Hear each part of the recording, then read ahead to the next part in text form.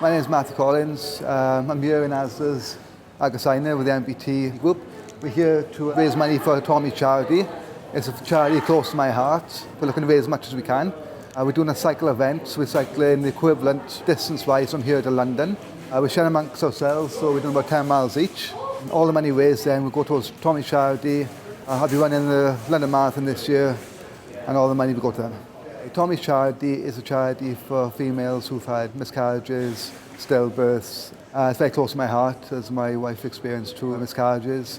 It's an honour to raise money for them, absolute honour, and I want to try and raise as much as I can. From a community perspective, ASDA is the hub of Gorseinon. It's had quite a few problems regarding youth annoyance and social behaviour. So we thought we'd come here to break down barriers with the community, have a good positive police relationship.